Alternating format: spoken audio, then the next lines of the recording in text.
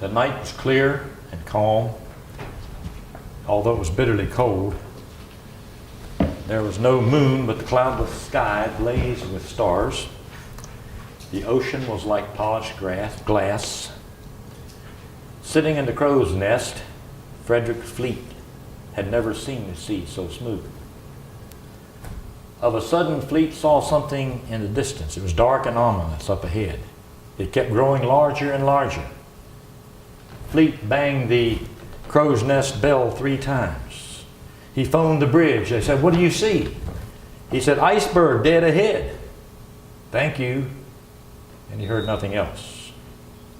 Moments later, a faint grinding jar seemed to come from somewhere deep inside the ship. Just enough to rattle the silver that had been set for the next morning's breakfast. As if nothing happened, Fleet returned to his watch from the crow's nest. John Jacob Astor, the wealthy tycoon, and his wife turned over in bed and went back to sleep. One passenger told his wife, he says, "I think we've been struck by an iceberg. But there's no danger, I've been told." Mr. Stewart, a wealthy share owner of Barnum and Bailey Circus, he hurried to the room where his friend was, Mr. and Mrs. Bishop, and he said, "Come out and let's amuse ourselves. There are tons of ice on the forward deck. Come on, let's have some fun." And men and women were playfully throwing ice at one another. Postal workers down deep in the ship, they found themselves sloshing around in water up to their knees. They joked to one another about the soaked baggage and about the floating letters. At no point could they really bring themselves to believe that anything that they saw was really dangerous. Clouds of steam gushed through the boiler room as the men sweated away, but gradually they returned to normal as Lawrence Beasley started below to his cabin. He noticed, though, that there was something different about the stairs that weren't quite right. They seemed level, yet his feet didn't fall exactly where they should. It was as though the steps were leaning toward the bow. He called out to his friend, Mr. Hayes, "She's listing. She shouldn't do that. The water is perfectly still." Mr. Hayes says, "I don't know why this boat is listing. One thing for sure, you cannot sink this boat." I'm sure by now you've guessed what I'm speaking about. The Titanic was a luxury liner, 882 feet long, 92 feet wide, 174 feet from keel to top, and 66,000 tons of steel. It was built by Harland and Wolff of Belfast, Northern Ireland, and was thought to be unsinkable. On this clear night in April of 1912, the Titanic was carrying 2,207 people, many of whom were some of the world's wealthiest. And as the ship began listing, skipper Captain Smith said, "I can't imagine any condition that would cause the ship to founder. I can't conceive of any vital disaster happening to this vessel. I mean, modern shipbuilding has gone beyond that." That statement, beloved, rings with human philosophy. The idea that man has progressed now to a higher intelligence and can take care of himself. Man is indestructible. It wasn't long, however, until Captain Smith began to realize the awful truth of the matter. Water was fast filling the lower compartments, one at a time. A nearby ship, the Californian, sent a radio message about icebergs in the area, but Phillips, the radio operator on the Titanic, was busy working the Camptown races. When Captain Smith finally did radio for help, the Californian radio was off and they never received it. At exactly 12:05 in the morning, April the 15th, 1912, just 25 minutes after the bumping, grinding jar, Captain Smith ordered the chief officer to uncover the lifeboats. Trimmer Samuel Hemming climbed back into his bunk. An instant later, the boatswain appeared and said, "Turn out, you fellows, you have a half an hour to live. Keep it to yourself and let no one know." And when the life belts were handed out, one wealthy editor called it a lot of nonsense. A smelting excerpt said, magnate, he said, "This will hurt." John Jacob Astor and his wife were sitting on a pair of motionless mechanical horses wearing their life belts. and Mr. Astor had an extra one on his lap. He began slicing it open with his penknife to show his wife what was inside. As the crew moved swiftly to their stations, Officer Lowe said to them, "You must remember that we do not have too much sleep, and therefore when we sleep, we die." There were 16 lifeboats and 4 collapsibles, capable of carrying 1,178 people. A little over half of the amount that were on there. 2,207 on board on that Sunday night. This discrepancy was known by none of the passengers and few of the crew, but most of them wouldn't have cared anyway. Why worry? Because the Titanic is unsinkable. Mrs. Caldwell asked the deck on hand, "Is this ship really unsinkable?" "Why, yes, my dear lady, God himself could not sink this ship."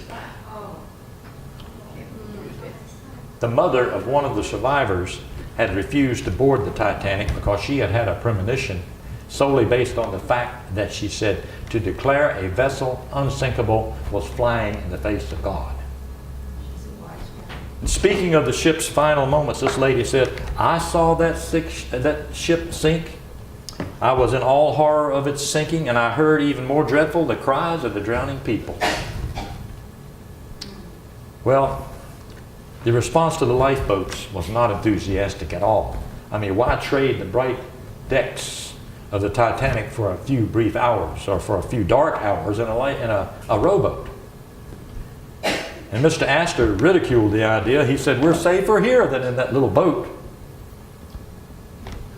The band had assembled and they were playing ragtime. Some were persuaded to get into the lifeboats, including movie star Dorothy Gibson. The boat was warm and there seemed to be no hurry. Captain Smith ordered Quartermaster George Thomas Rowe to fire the distress rockets, one every 5 to 6 minutes. Only 10 miles away, Officer Stone of the Californian was studying the strange ship on the horizon, and at 12:45 he saw a sudden flash of light burst over her. And he was known to have said, "Strange that a ship would fire rockets at night." I've never understood that. Time was clearly running out. The women were urged to get into the lifeboats at once. A rather large lady stood crying near number 13 lifeboat. "Don't put me in that boat. I don't want to get into that boat. I've never been in an open boat in my life." The lifeboats were capable of handling 40 to 60 people. Number 1 was lowered down with exactly 12 people. Greaser Walter Hurst watched it as it was being lowered, and he said, "If they're sending the boats away, they might just as well put some people in them."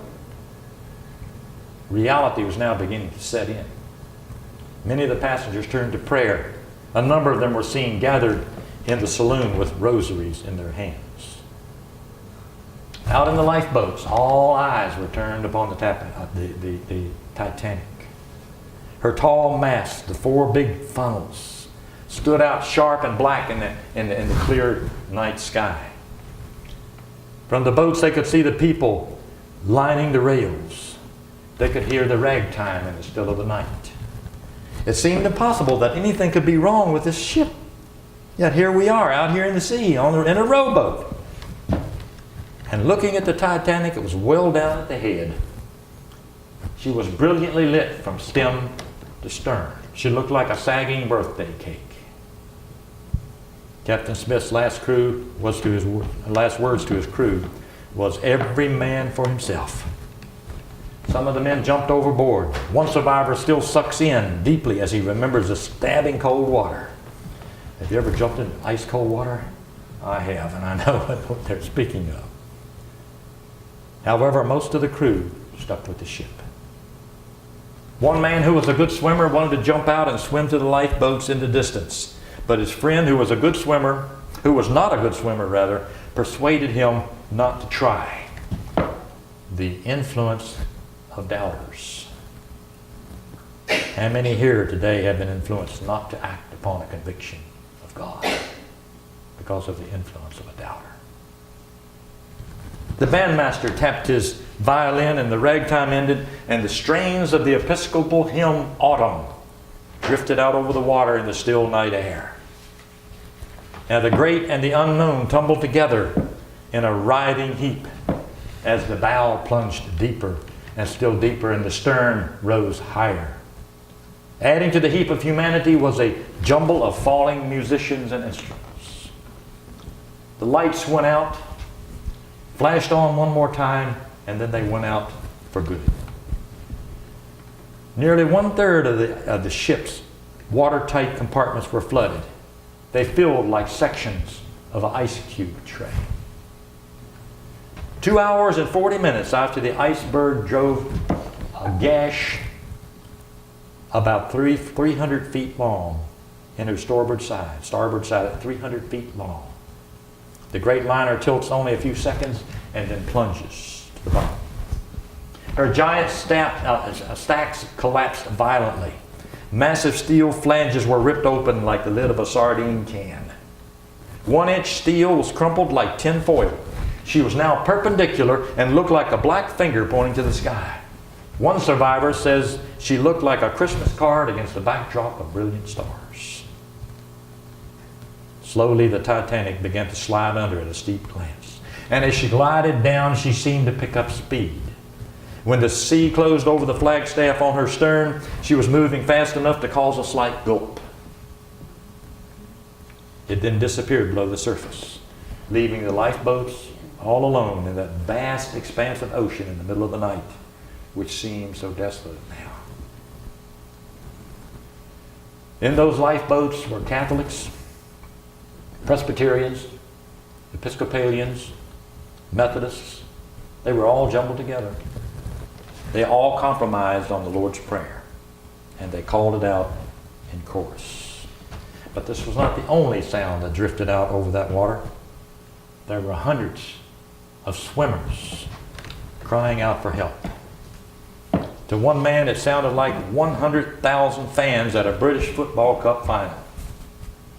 To Jack Thayer from Pennsylvania, it sounded like a high-pitched drum of locusts on a midsummer's night in the woods back home in Pennsylvania. In number 1, with 12 in the lifeboat, Fireman Charles Hendrickson, he said, "It's up to us to go back and pick up anyone in the water." There was silence. Lookout George Simons, in charge of the boat, made no move. Then when the suggestion came again to help the swimmers, Sir Cosmo Duff Gordon announced he didn't think we should try. It would be too dangerous. The boat would be swamped. And with that, the subject was dropped. And boat number 1 with 12 people, made for 40 or more, rowed on aimlessly in the dark. The cries grew fainter. They refused to listen to the cries of the lost. You know where I'm going with this, don't you, beloved? The cries grew fainter. What about us? Are the cries getting fainter? Do we listen to the cries and are afraid to help those who are lost in sin? Do we condition ourselves? Do I condition myself not to hear their cries anymore? Of the 1,502 people who went down on the Titanic, only 13 were picked up by the 18 boats that hovered nearby. That's less than 1 per boat. The realization that close friends were lost forever had not sunk in. A curiously tranquil feeling came over many of those in the boats. Beloved, does a knowledge of the lost and dying about us stir our innermost soul? Arguing over trifles began to break out in some of the boats. Can you imagine that? Uncomfortable, all kinds of trifling things they would argue about. Do we as a church argue over trifles? While the world is perishing without Christ all around us? Tearing the church apart over who is to be ordained or who is not to be ordained while souls are perishing all around us? Are you with me? It's so silly. When the Carpathia finally came to the rescue, there was wild excitement in the lifeboats, and rightly so. Beloved, 2,000 years ago, Jesus came to our rescue, and we need to get excited about it. Amen. We need also to get excited about our commission in rescuing those who are lost in sin. I see the Titanic as our world today, with all its pleasures. I can see man's attitude in the statement that was made that God himself cannot sink this ship.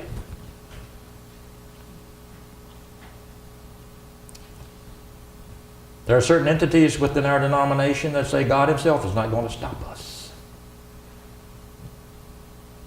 Beloved, today man is in a stupor, thinking the world will continue on and nobody and nothing is going to change it. In 1 Peter or 2 Peter chapter 3, verse 3, you know the text, knowing this, that scoffers will come in the last day, walking according to their own lusts, and saying, where is the promise of his coming? Like Phillips, there on the Titanic, listening to the Camptown races, are our immediate pleasures more important than the threat to human life from the devil's icebergs? Are we more interested in some of the things that we get caught up in and forget about the people all around us that are dying? I'm talking to Dan Shafer. Just as the people on the Titanic played with ice on the deck, America's people are playing with the ominous signs of the end of the world. Those scoffing at God's holy word are flying in the face of God. When Elder Wilson was embattled here just a few weeks ago and persecuted by those selfish, unconverted dissidents, they were flying in the face of God. On board the Titanic, there didn't seem to be any hurry when the warnings came. Life went on as usual. Many did not get into the lifeboats because they'd never been in a little boat before in open water. They had never exercised their faith before. They responded to the situation as they should have been expected to respond. You know, we don't live a life of indifference, unconcern, or selfishness, lazy faith, and expect to be prepared to perform when the big test comes. Just ain't going to be. Jeremiah chapter 5. Come with me there on that one. I want you to come with me on that. Jeremiah chapter 5.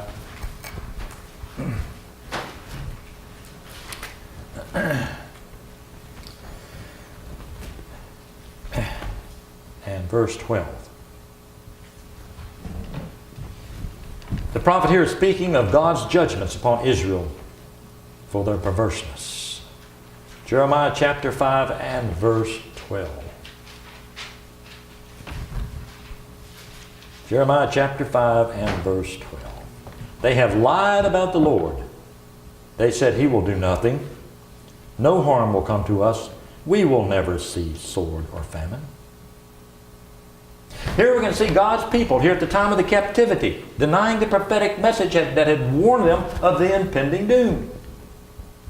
And on the other hand, the messages of the false prophets promising peace and security for the nation was eagerly accepted by these sin-loving people. You see, the promise of peace and security. This ship is unsinkable. Even God himself could not sink this ship. Why, this organization is unsinkable.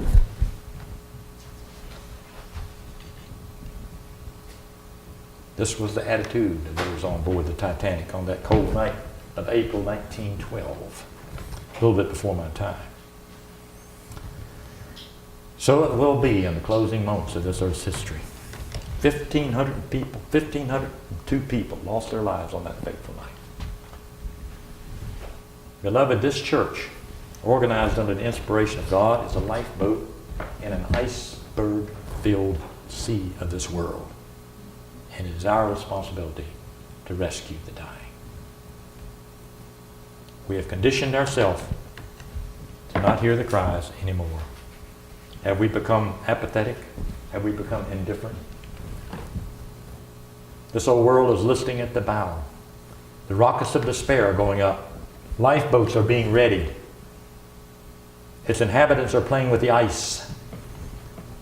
There are the rich, there are the proud, there are the doubters, playing our ragtime. Scoffers are plenty. And we hear the cries and all the waters all around us. This world is flying in the face of God. Beloved, time is running out. The iceberg has struck this earth and the end is imminent. From under the molten rock of Pompeii was discovered as a solidified testimony to future generations. People were found clutching their money boxes. One woman was holding on to 2 pearl earrings. Judgment Day reveals what is really important to people. But our God is going to touch it all soon. He's going to touch it all. And those who have compromised with the world, who have compromised with their employer, who have compromised with their children, yes. Those who have had more faith in what the world can do for them than what they had and what God could do for them are going to have experienced they're going to have a sad experience. What will they do then? What will they do then? When the plants of our mighty cities have turned out their last finished work, when the merchants have sold their last yardage and have dismissed their last hired clerk, when our banks have raked in the last dollar and paid out their last dividend, when the judge of earth says close for the night and asks for a balance, what then? When the choir has sung its last anthem and the preacher has made his last sermon and the sound has died out on the air, when the Bible lies closed on the altar and the pews are all empty of men and each one stands facing his record and the book is open, what then? When the actor has played his last drama and the mimic has made his last pun, when the film has flashed its last picture and the scoreboard displayed its last run, when the crowds seeking pleasure have vanished and gone out in the darkness, what then? When the culture-sensitive religionists, are you listening to me? When the culture-sensitive religionists stands before God's great tribunal to give an answer, what then? Beloved, the only thing that will count for you and for me on that great day of reckoning will be our relationship with Jesus Christ. Whether we have believed in His Word or in His warning message for these last days, our hearts should burn within ourselves to persuade as many people as possible to get into the lifeboats, because this world thinks it is unsinkable. And we know better, don't we? And the lifeboat, of course, is Jesus Christ and Him crucified. I wonder, do we have the song "Nearer My God to Thee"? Is that in our hymnal? Why don't we close with that song before I have our closing prayer for this afternoon? And I leave that challenge with each of us, including myself, that before it's ever too late. 473? In the red? Okay.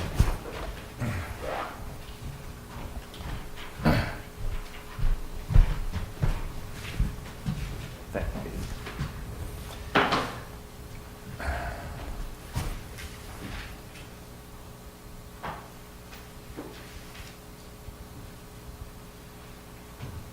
Why don't we stand together?